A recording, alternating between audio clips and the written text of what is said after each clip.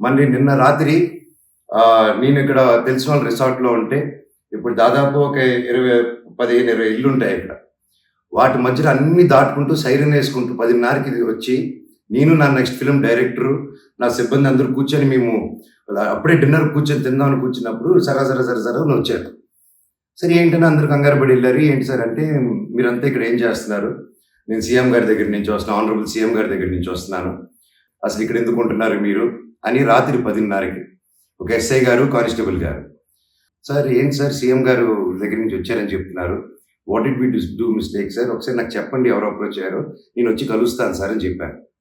లేదు సీఎం గారు లేదు, నేను ఆయన బందోబస్తు ఫినిష్ చేసుకుని వచ్చాను అని చెప్పి ఆయన మాట మార్చారు. లేదు సార్ ఇలా అన్అఫీషియల్ గా కాదు సార్, స్టేషన్కి వెళ్దాము, అక్కడైతే రికార్డింగ్ ఉంటుంది, డైరెక్ట్ డీజీపీ గారి ఆఫీస్కి ఉంటుంది, let's do that recording there sir అని చెప్పి, మీ కారు వదండి స్టేషన్కి వెళ్ళి నాకు ఒకటే చెప్పండి, ఆనరబుల్ సీఎం గారి పేరు ఎందుకు తీశారు మీరు, అండ్ మా వాళ్ళని ఎందుకు ఇంటిమిడేట్ చేస్తున్నారు, అక్కడ షాప్ ఇరిగిపోయి అదంతా చేసి నేను కంప్లైంట్ చేస్తుంటే వాళ్ళని ఏం చేయట్లేదు, అది అడిగిన వాడిని మాత్రం ఇలా వచ్చి టార్చర్ చేస్తున్నారు. భయానికంటే ప్రేమ గొప్పదండి, అది నేను నమ్ముతాను.